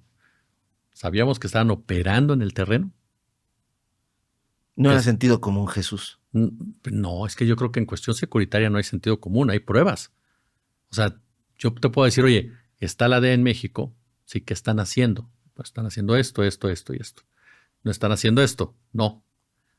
Esas son las colaboraciones a las que llegas, los acuerdos a los que llegas. Si de plano te dicen estos empiezan a hacer otra cosa, lo están haciendo a tus espaldas. Mira, yo estoy seguro que tan no sabían que podemos cuestionar ahí la capacidad, y yo lo he dicho, se puede cuestionar la inteligencia como tal mexicana. ¿Dónde quedó la inteligencia del Ejército, de la Secretaría de Seguridad Ciudadana para decir, oigan, están operando agentes de la CIA en México y particularmente en el estado de Chihuahua? Pero tan no lo sabían que el discurso de parte de la presidenta, de García Harfuch y del ejército fue tajante al decir no. Y no porque uno sea crédulo, sino porque si tú de forma tajante dices que no lo sabes, y sí lo sabes, María Eugenia Campos tenía todo el documento de decir, aquí está, sí sabían. El gobierno de Estados Unidos tenía todo para decir, no, sí les avisamos. Y los destruyes políticamente. Claro. No te vas a arriesgar a decir, no sé, de forma tan tajante, iniciar una investigación, acusarla de violentar la ley, tratar de armarle un juicio político, si resulta que sí estabas enterado. Es tu suicidio político. O sea, te estarías suicidando completamente. Por eso yo te soy honesto, yo dudo mucho que tuvieran esa información de que estuvieran operando, de que están ahí, por supuesto que lo saben, por supuesto. Y ojo, no es el único estado que tendrían que revisar. Hace un momento tú decías Nuevo León. La relación entre la CIA y Nuevo León es muy vieja y ha operado durante mucho tiempo. Y no está clara cómo llevan a cabo las acciones en toda esa frontera, porque parecería que la frontera norte, ahorita lo mencionaste y coincido contigo en que esas inversiones tan grandes convierten a la frontera norte, ya decíamos el extractivismo y demás, en uno de los puntos más álgidos y más flexibles, digámoslo de esta forma, que en muchas ocasiones puede ir en contra de los acuerdos nacionales y de los llamados incluso desde Palacio Nacional, porque esos corporativismos imponen su punto de vista y exigen que las agencias estadounidenses cuiden sus intereses. La pregunta es, ¿qué hacen los gobernadores para poder enfrentar esa situación? ¿Y qué tanta comunicación tienen y respaldo tienen con el gobierno central? Porque yo insisto, para mí me queda claro que sinceramente a todos los agarró fuera de lugar la muerte de estas dos personas, incluyendo al estado de Chihuahua. Porque en un principio, ¿qué fue lo que dijo la gobernadora? No, el primero que salió fue el fiscal. Sí. A decir, no, pues son de aquí casi. Después no, nos los encontramos en un RAI. Después resulta que sí, después resulta que no. Si no es por este periodista, gran periodista Luis Chaparro, que es el que da a conocer que eran agentes de la CIA. ¿Quién sabe si nos hubiéramos enterado? ¿Quién sabe si nos hubiéramos dado cuenta? Yo creo que te voy a ser honesto en algo. Si no hubiera habido ese accidente, hoy por hoy, no sabríamos que estuvieran operando literalmente los agentes de la CIA en el terreno como tal, ¿no? Cuando recordamos aquel enfrentamiento allá en Guadalajara, en el asesinato de Posadas Ocampo, el obispo, alrededor de todo esto había señalamientos hacia la CIA, hacia la DEA, y yo recuerdo textos donde se hacía mención de que esos personajes estaban en el terreno. Cuando tú dices, tienen muchos años aquí, sabemos que están ahí. Lo cierto es que nunca han estado como outsiders. No están solamente mirando, sino están participando. ¿Cuándo va a haber, si es que tú consideras que puede haber un golpe en la mesa y decir, esto se acabó? Esto se acabó, esto ya no puede continuar, porque si bien es cierto que probablemente no sabíamos, los estábamos mirando, yo a título personal digo, es que estos personajes no estaban mirando el evento tras bambalinas, ni lo estaban viendo como simples espectadores. Lo sabemos injerencistas, lo sabemos invasores, y tienen intereses, estos que acabas de explicar puntualmente, pues por supuesto que están operando. En algún momento esto se va a acabar, Jesús, o lo cierto es que va a pasar este episodio y ellos continuarán su operación. Mira, el manotazo ya lo hubo. La forma como operaban en la década de los 60s, porque bueno, todos recordamos que la CIA y todo se forman después de la Segunda Guerra Mundial, pero para centrarnos en México, era tan profunda que la Dirección Federal de Seguridad es producto precisamente de las agencias estadounidenses. Desde la asesoría, preparación, diagnóstico, tecnología, formatos, formas de operar, ¿no? Fernando, se me escapó el nombre del policía político por naturaleza, secretario de Gobernación de Carlos Salinas de Gortari, hombre, Fernando Barrios. Fernando Barrios. Sí, creo que es Fernando Barrios. Era un personaje criado, formado en todo el estilo de los que eran del titular de la CIA en su momento y del titular de la DEA, que también te digo que ahorita ando con la memoria. El titular de la DEA que ya hasta le hicieron una película, Chihuahua. Bueno, ahorita me acuerdo. El chiste es que estaba formado con toda esa idea y con toda esa personalidad. De ese nivel era la integración de la CIA y de la DEA en México. Particularmente la CIA. La DEA vino mucho después. La DEA viene después, en la década de los 70 principalmente. Pero en el caso de la CIA, eso era lo que había. Del FBI es de donde está formado, no es la DEA, es de la CIA y el FBI, donde se basa la Dirección Federal de Seguridad con Fernando Barrios. Y que está, ¿cómo se llama? El titular del FBI. Dios santo, ¿cómo se me va el nombre? Que bueno, te digo que hasta Leonardo DiCaprio hizo una película para acá, es como lo tengo ubicado. Hoover. Edgar Hoover. Está basada incluso mucho de la personalidad de Fernando Barrio, de Gutiérrez Barrios, Fernando Gutiérrez Barrios, para que veas que ya me regresó Viajaste ahí ya en tu viajé, cabeza. ya poco a poco. Es que la edad, hermano, la edad. De Fernando Gutiérrez Barrios es mucho ese estilo, de la personalidad, la forma de operar, la mano supuestamente de seda cuando realmente es de hierro. Y operaron brutalmente. Ellos estuvieron aquí. El 68, la CIA participó en la operación del 68. Tal vez no la protagonizó, pero les exigió que la llevaran a cabo porque supuestamente se estaba gestando un movimiento comunista y la CIA está para desestabilizar países que son no comunistas ni izquierdistas. Eso es una gran mentira. Claro. Soberanistas, que cuando tú tomas decisiones soberanas se te ve encima. Entonces la CIA, por supuesto que dijo en el 68, se están gestando, acábalos. 71, lo mismo. Siempre ha estado aquí, es cierto. En los 80, en el caso del cardenal Posadas Ocampo, y no solamente en contra de él. Muchos otros actos en contra de activistas, periodistas. La muerte de Manuel Buendía. ¿Quién mató a Manuel Buendía? Cuando todas las semanas Manuel Buendía denunciaba a la CIA y desnudaba a la CIA completamente. A mí, luego por eso, con todo respeto, por supuesto, a la nueva camada, hay algunos que oigo por ahí que me dicen, no es que se habla hoy de la CIA como nunca, no. Hubo un maestro que era Manuel Buendía, que le costó la vida, literalmente, hablar y denunciar quién era la CIA. Todas esas columnas y esos artículos componen un libro maravilloso. Que se llama, La CIA en México. Sí, claro. Y que aparte de toda esa columna, ¿te acuerdas cómo se llama la columna del maestro Manuel Buendía? Dios.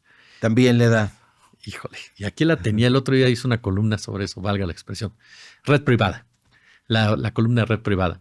Y está el caso de Kiki Camarena, ahí sí ya con la DEA, que no lo digo yo, lo dice Héctor Berrelés, quien estaba al frente de la investigación de la muerte de Camarena y lo dijo, lo mató la CIA.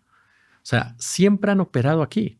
Héctor, Héctor Félix, si no mal recuerdo, que era un hombre muy cercano a George Bush padre y que fue el gran responsable de la tortura a Camarena, que fue el gran responsable de lo que le pasó a la gente de la DEA y que era el gran controlador de la droga en México, teniendo como parapeto al cártel de Guadalajara y, por supuesto, los viajes, ¿para qué? Para generar todo lo relacionado con la contra nicaragüense.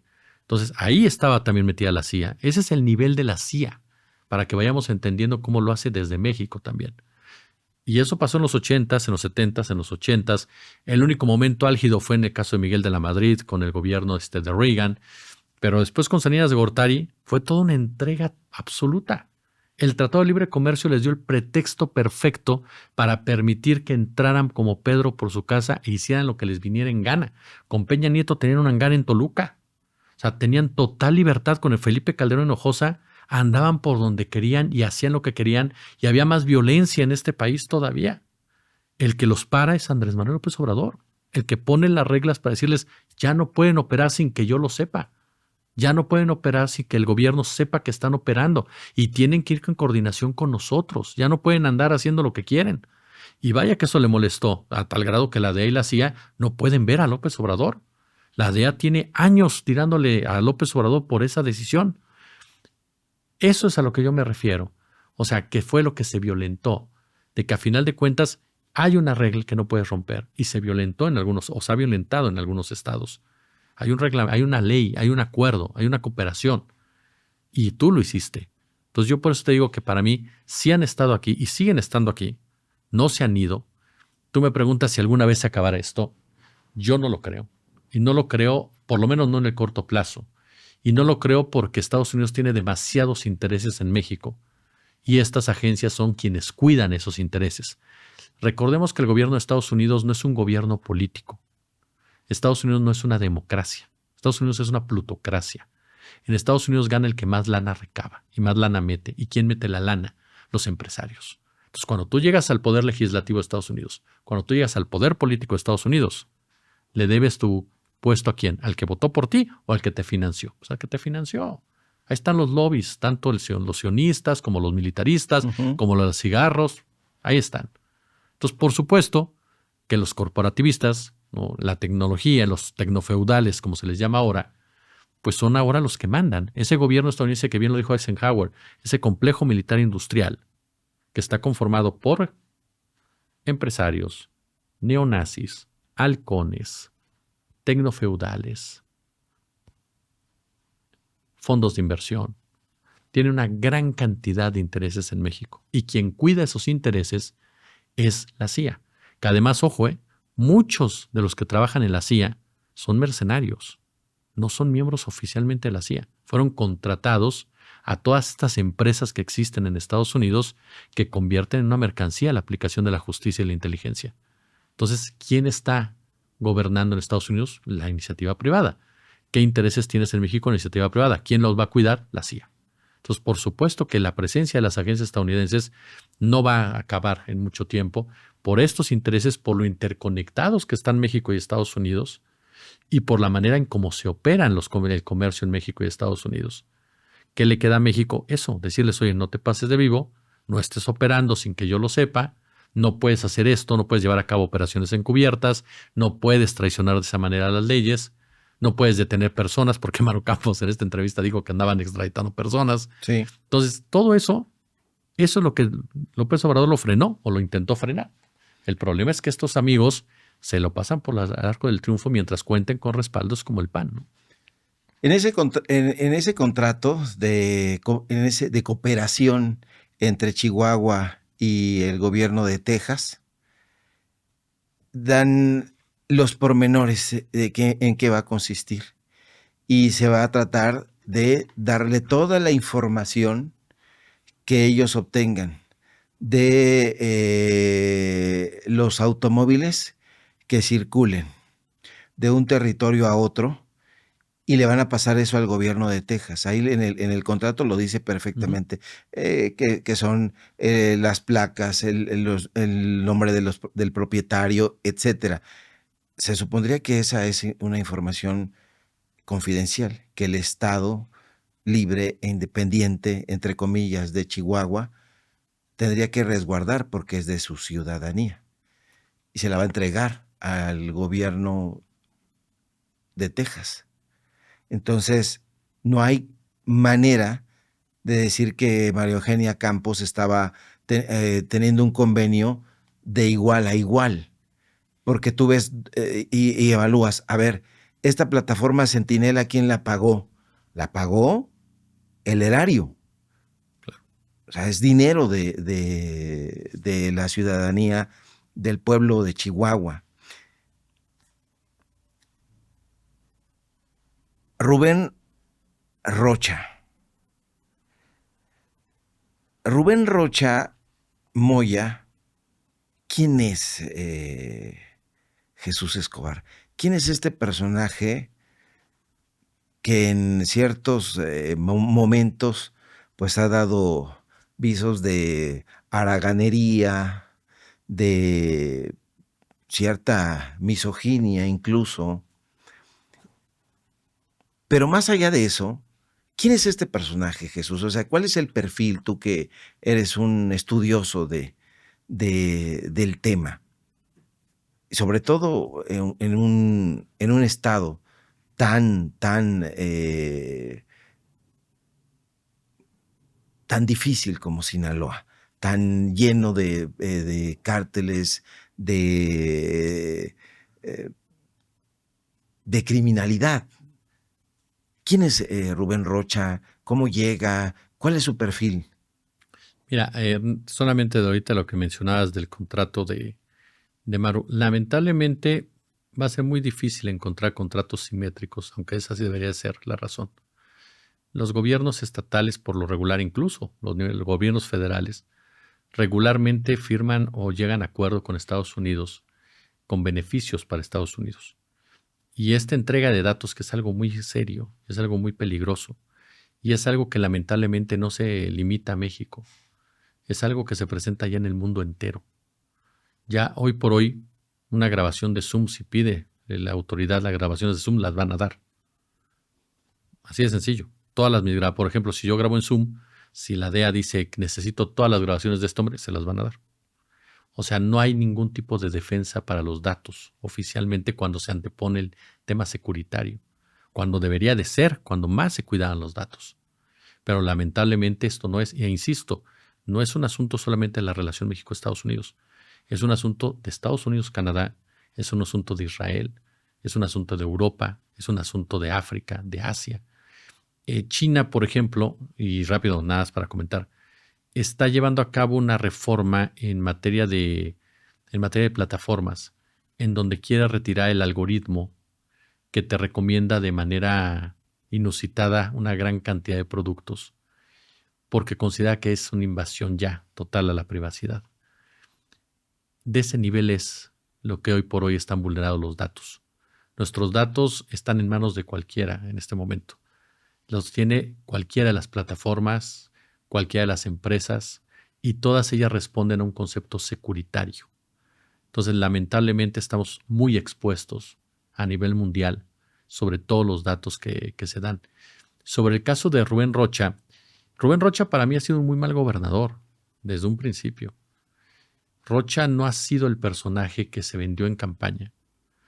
Rubén Rocha, incluso vamos a ponerlo en el tema más álgido, que es la violencia, como bien dices, ha tenido respuestas bastante soeces que han tratado de minimizar o desestimar lo que padecen los sinaloenses.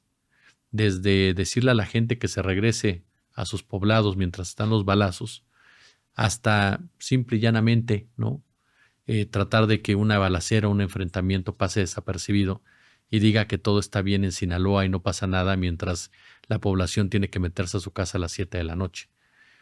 Ha sido un mal gobernador Rocha. Manejó muy mal el caso de Melesio Cuen.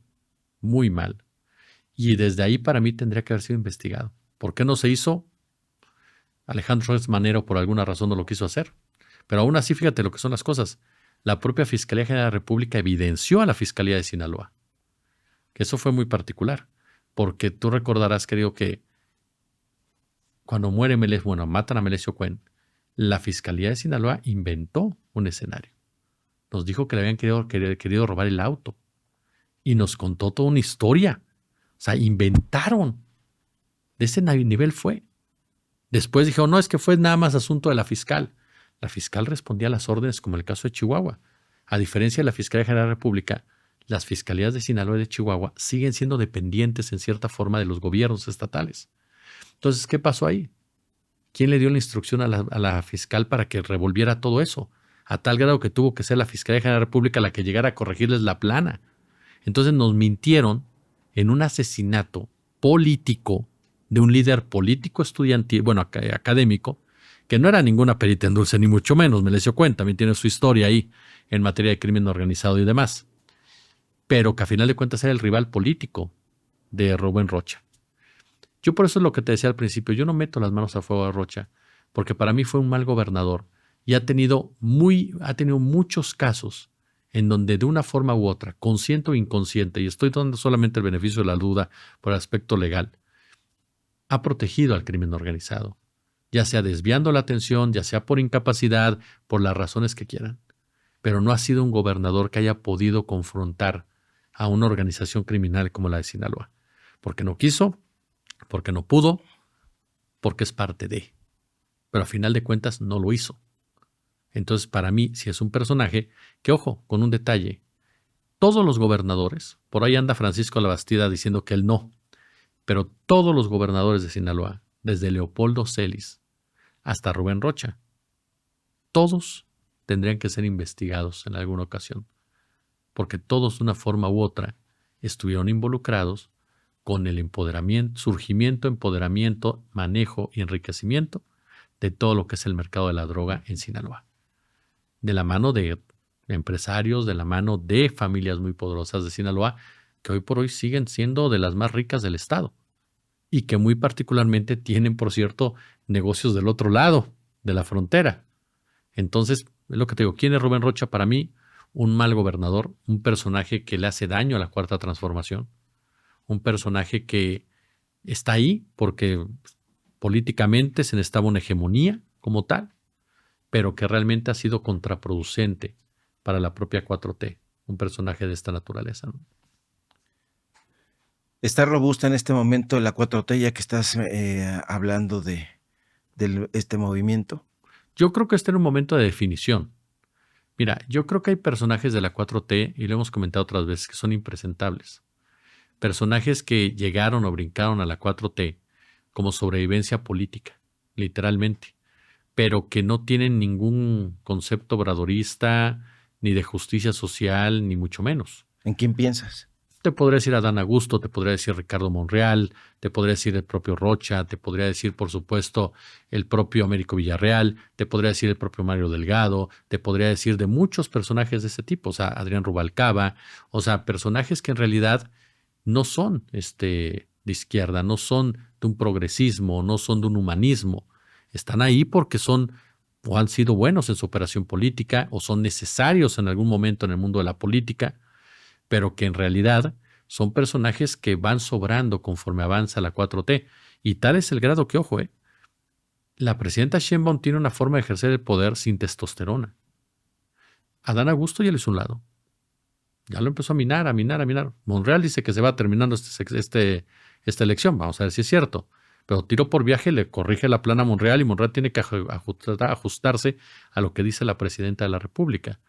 Entonces hay varios movimientos ahí de la presidenta que comienzan a dar la muestra de que ella está tomando el control ya de la Cuarta Transformación desde el partido mismo.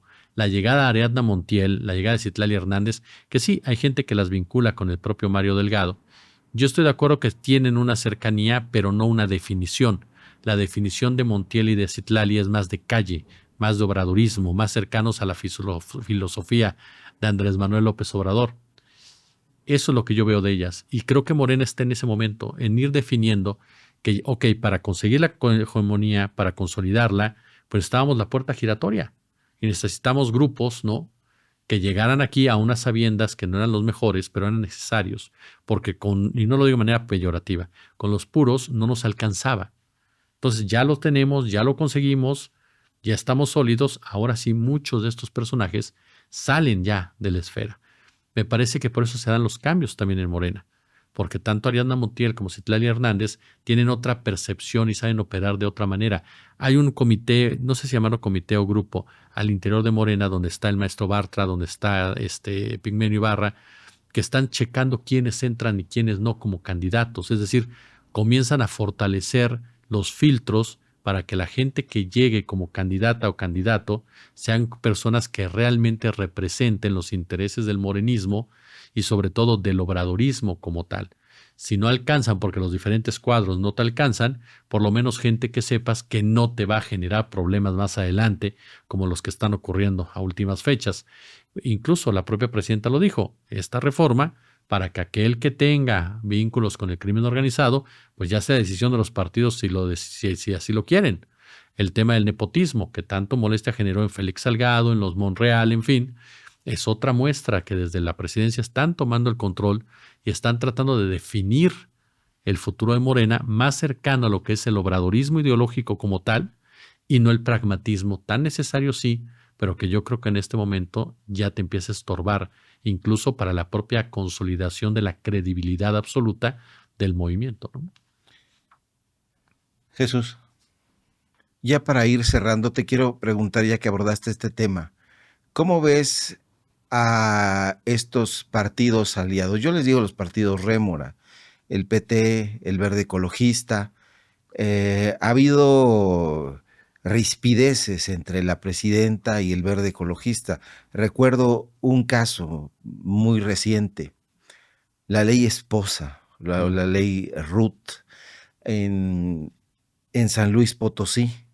Ricardo Gallardo intenta prolongar su mandato, valga la expresión, a través de su esposa y intenta manipular al Congreso, que no le cuesta trabajo, porque se lleva a Héctor Serrano, un personaje de muy, muy oscuros intereses que servía a Miguel Ángel Mancera aquí en la Ciudad de México, y se va para San Luis Potosí. Allá toma el control del Congreso, impulsan esta ley, han impulsado otras tantas terribles.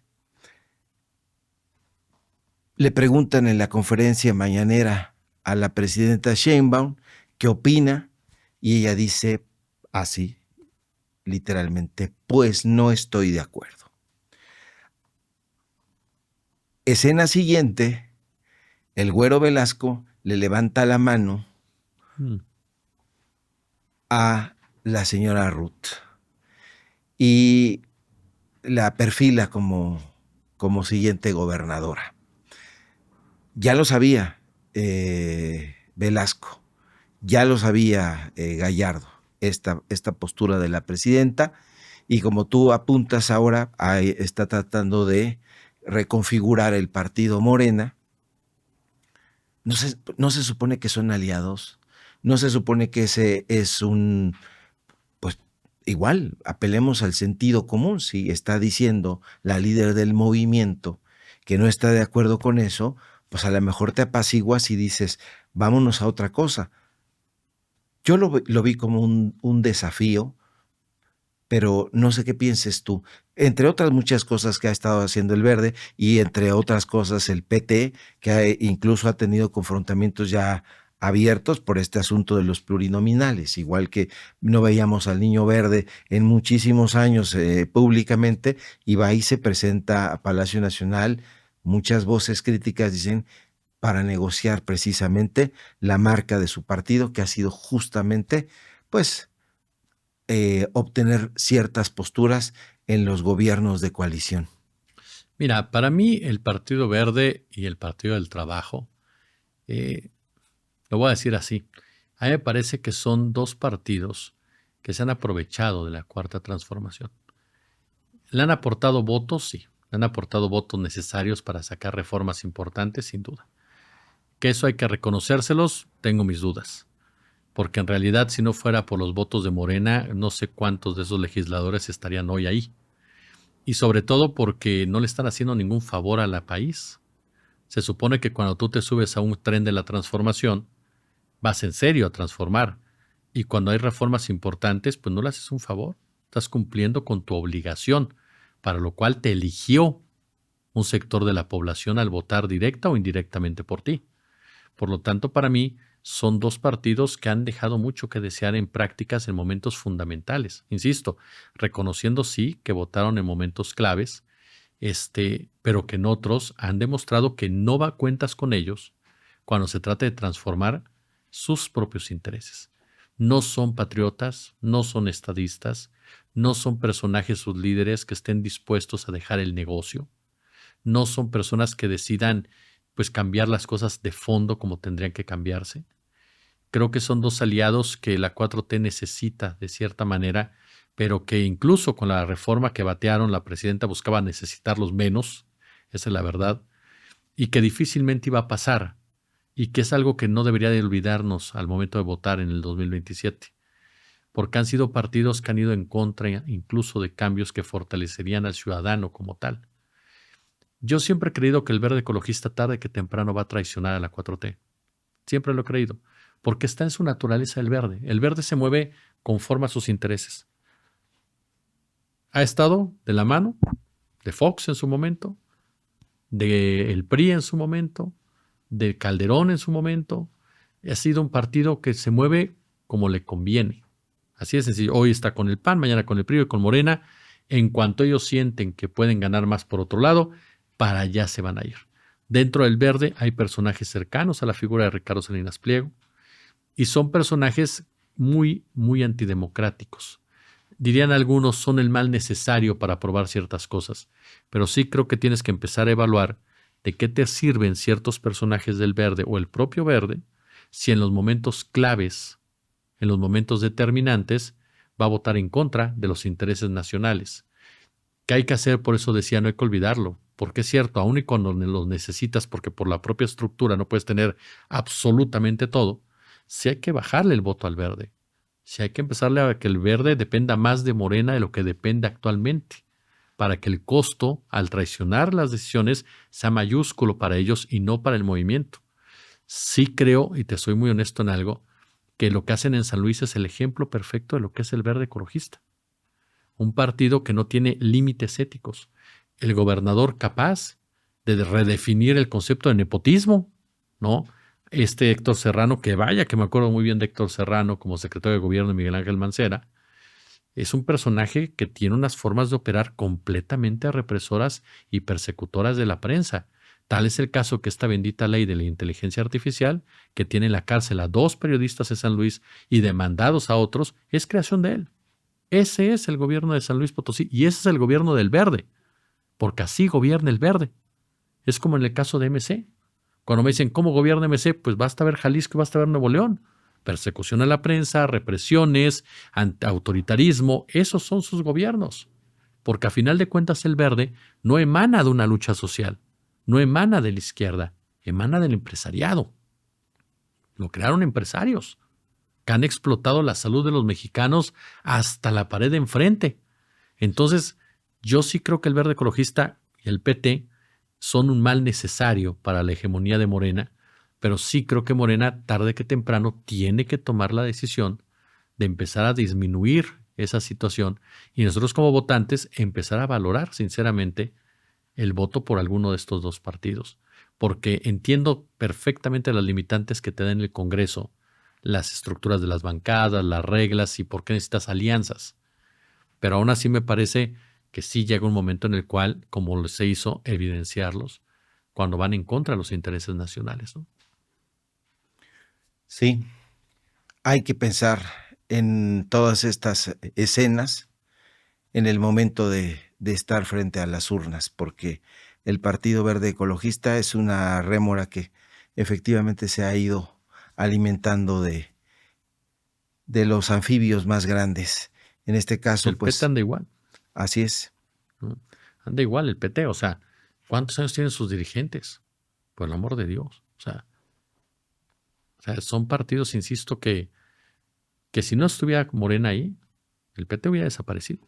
Sí, estaba ya a punto varias veces de desaparecer, pero se acercaron a Morena y como tú dices, yo tengo la impresión de que la presidenta está tratando de necesitarlos menos y a lo mejor va a tener un cuerpo, la transformación menos musculoso, pero si acota a estos partidos, lo puede tener mucho más definido. Y la gente lo va a agradecer porque esto que tú apuntas de los colegas periodistas, que si yo tengo un reconocimiento grande, es justamente por los periodistas que les llaman algunos desdeñosamente locales, pero que hacen un trabajo fundamental. No, y los que mira, es muy fácil hablar de narcotráfico desde la Ciudad de México. Vete a hablar del narco a Sinaloa, habla del narco en Guerrero, habla del narco en Tamaulipas, habla del narco en Michoacán. Cambia, los periodistas locales y las periodistas locales son heroicos y heroínas en todos los sentidos. Son los que lo acabamos de ver ahorita con la colega que secuestraron en Nanchital. Así es. El portal que ella hace es denuncia local, denuncias locales de acciones locales del crimen organizado, corrupción, desplazamientos, invasiones, es decir, problemas locales que en muchas ocasiones los grandes medios no cubren, pues por falta de tiempo, dinámica e interés. Y son esos periodistas los que realmente se la fajan todos los días, ¿no? O también hay que decirlo, Jesús, porque no dan clics, porque no dan vistas. También. Infelizmente se le está apostando también a esa parte. Está en tendencia un video chistoso del incompetente de Alejandro Moreno Cárdenas, y hay colegas que lo difunden en lugar de estar solidarizándose con los colegas periodistas en Veracruz, en San Luis Potosí, en Sinaloa, en Tamaulipas.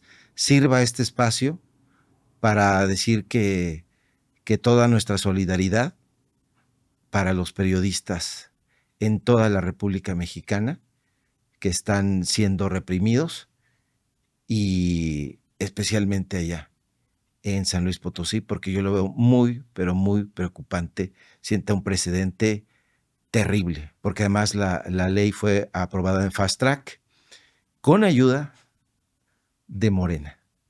Ahí, yo estoy trabajando en algunos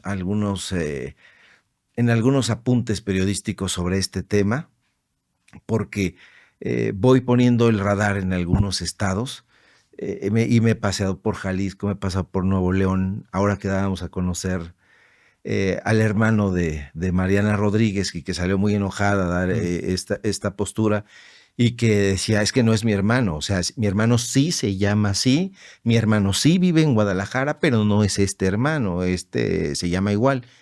Y busqué en el RFC, y resulta que pues no existía. Entonces, muchas inconsistencias de estos personajes, y se enojan bastante cuando los exhibes. Exhibíamos al señor Raimundo Riva Palacio también con una carta que le envió a la Secretaría de Educación Pública para obtener su bachillerato. Está muy bien que lo haya hecho a los 56 años, cualquier persona lo puede hacer, pero como se daba tantos golpes de pecho por ahí. En fin, solidaridad con los colegas, los periodistas locales, que son los auténticos héroes, y que muchas veces nosotros retomamos los hilos que ellos van sacando. Y tienes mucha razón, querido Jesús, muy fácil hablar desde la Ciudad de México sobre el crimen organizado, sobre el narco, pero ellos se la están jugando en serio. Jesús, qué gusto como siempre tenerte aquí.